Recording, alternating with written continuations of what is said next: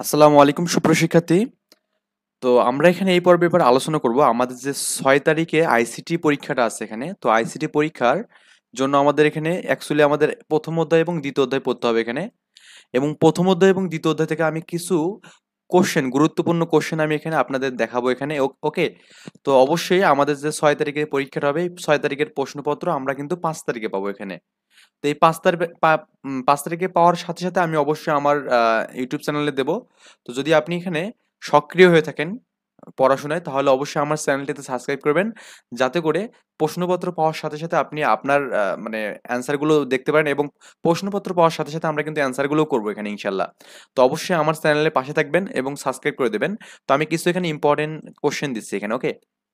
এখানে একটা আমি হিস্টোরি দিয়েছি, দেখুন আমাদের ফেসবুকে একটি ভিডিও ভাইরাল হয়, যেখানে দেখা যায় যে রাস্তার পাশে একজন অসুস্থ হয়ে পড়ে গেছে।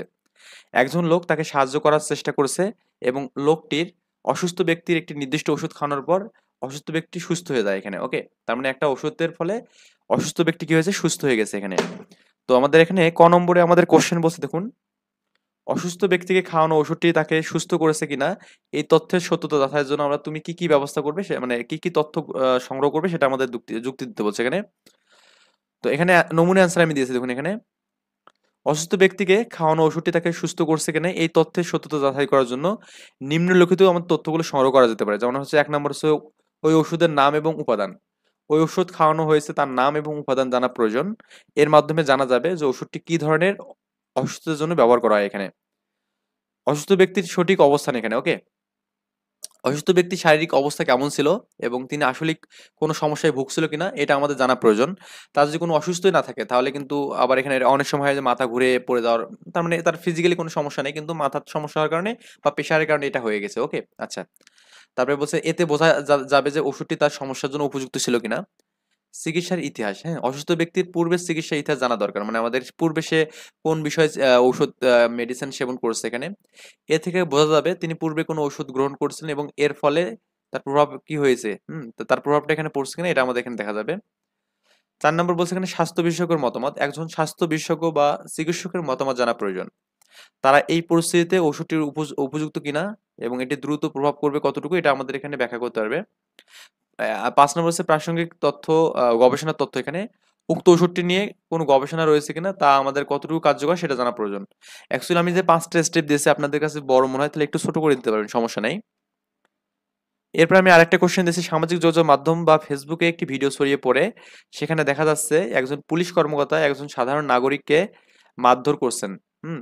ভিডিওটি দেখে জনগণ ক্ষোভের সৃষ্টি হয় এবং এই ঘটনার পরবর্তী গণমাধ্যমে প্রচার করা হয় এখানে, ওকে?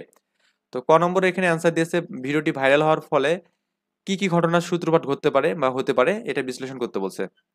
আমরা এখানে অ্যান্সারটা দেখতেছি, জনগণের প্রতিক্রিয়া এখানে, হ্যাঁ? ক্ষোভ এবং প্রতিবাদ। সাধারণ জনগণের মধ্যে ক্ষোভের সৃষ্টি হবে এবং এই কারণে তারা রাস্তায় নেমে প্রতিবাদ করবে এখানে। তারপরে বিশ্বাসের অভাব বলবে এখানে, পুলিশের প্রতি জনগণের আস্থা কমে যেতে পারে এবং যা আইন শৃঙ্খলা রক্ষার ক্ষেত্রে নেতিবাচক প্রভাব ফেলবে এখানে, ওকে?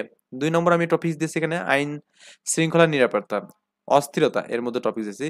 শহর ও এলাকায় অস্থিরতা এবং নিরাপত্তাবিহীন বৃদ্ধি পাবে এখানে। দাঙ্গা বা সংঘর্ষ, এটা ক্ষুব্ধ জনগণের সাথে পুলিশের সংঘর্ষ ঘটতে থাকবে এখানে। সামাজিক ও রাজনৈতিক প্রভাব, সমাজের উদ্বেগ। সামাজিক যোগাযোগ মাধ্যমে এটি ঘটনা নিয়ে ব্যাপক আলোচনা হতে পারে এবং সমাজের মাধ্যমে উদ্বেগের সৃষ্টি হতে পারে। রাজনৈতিক প্রভাব হচ্ছে রাজনৈতিক বিরোধী রাজনীতি দল এই ঘটনা কেন্দ্র করে সরকার এবং পুলিশকে বিভিন্ন বিরুদ্ধে আন্দোলন এবং সমালোচনা করতে পারে। তদন্ত বা বিচার এখানে, ওকে? তো আমরা এখানে এভাবে করব কি, তদন্তের দাবি। ভিডিওটি ভাইরাল হওয়ার পরে সাধারণ জনগণ এবং মানবাধিকার সংগঠনের এই ঘটনা নিরপেক্ষ তদন্তের দাবি করবে এখানে, ওকে? প্রশাসনিক ব্যবস্থা, পুলিশ প্রশাসন এই ঘটনা খতিয়ে দেখার জন্য অভ্যন্তরীণ তদন্ত কমিটি গঠন করতে পারে এবং যা অভিযুক্ত কর্মীদের বিরুদ্ধে ব্যবস্থা নিতে পারে এখানে, ওকে? আচ্ছা, গণমাধ্যমের ভূমিকা এখানে। গণমাধ্যমের প্রচার, গণমাধ্যমে এই ভিডিওটি নিয়ে আলোচনা এবং প্রচার করে বিষয়টি গুরুত্বপূর্ণ বৃদ্ধি করতে পারে। আইনি রীতিমালা পরিবর্তন। তো বলছে এখানে রীতির পরিবর্তন, এই ধরনের ঘটনা পুনরাবৃত্তি রোধ করতে সরকার পুলিশ বাহিনীর নীতি এবং প্রশিক্ষণের পদ্ধতি সমালোচনা করবে। যাক, এগুলো আমার দিলে হবে এখানে। আরেকটা কোশ্চেন দিচ্ছি এখানে, গণমাধ্যম সংস্থা একটি নতুন গবেষণা ফলাফল প্রকাশ করেছে, যাতে বলা হয়েছে যে সামাজিক যোগাযোগ মাধ্যমে ব্যবহারকারীদের মধ্যে ভুল তথ্য ছড়ানোর প্রবণতা বেশি এখানে। তো আমাদের বলছে ক নম্বর কোশ্চেন, সামাজিক যোগাযোগ মাধ্যমে ভুল তথ্য ছড়ানোর কারণ কি কি এখানে? আর খ নম্বর বলছে সামাজিক যোগাযোগ মাধ্যমে ভুল তথ্য ছড়ানো রোধ করার উপায়গুলো কি, আমাদের এগুলো করতে বলছে। তো আমরা ক নম্বরটা সমাধান দেখতেছি এখানে। সামাজিক যোগাযোগ মাধ্যম ভুল তথ্য ছড়ানোর অনেক কারণ থাকতে পারে। তো নিম্নলিখিত কিছু কারণ দিয়েছে এখানে। তথ্যের সহজলভ্যতা এবং গতি। সামাজিক যোগাযোগ মাধ্যমে তথ্য খুব দ্রুত এবং সহজে ছড়ায়, যার ফলে ভুল তথ্য দ্রুত প্রসারিত হয় এখানে। ওকে। ভেরিফিকেশন এবং ফ্যাক্ট চেকের অভাব এখানে। অনেক ব্যবহারকারী পোস্ট করা তথ্যের সত্যতা যাচাই না করেই শেয়ার করে। এটা কিন্তু আমাদের এখানে খুব খারাপ একটা দিক। ভাইরাল কনটেন্টের আকর্ষণ। মজাদার, চমকপ্রদ এবং আবেগময় কনটেন্ট খুব সহজেই ভাইরাল হয়। ভুল তথ্য যদিও আকর্ষিত হয়, তবেও এটা দ্রুত ছড়িয়ে পড়ে এখানে। অজ্ঞতা এবং গুজব। অনেক সময় ব্যবহারকারীরা না জেনে গুজব বা ভুল তথ্য শেয়ার করেন, যা দ্রুত ছড়িয়ে পড়ে এখানে। অলাভজনক উদ্দেশ্য। কিছু ব্যক্তি বা সংস্থা ইচ্ছাকৃতভাবে ভুল তথ্য ছড়িয়ে জনগণকে বিভ্রান্ত করতে পারে এখানে। ওকে। এটা রাজনৈতিকভাবেও হতে পারে। নিম্নমানের উৎস। অনেক সময় ব্যবহারকারীর অবিশ্বস্ত এবং নিম্নমানের উৎস থেকে তথ্য সংগ্রহ করে ভুল তথ্য করতে পারে। যাই হোক, এগুলো দিলে আমাদের মোটামুটি হয়ে যাবে এখানে।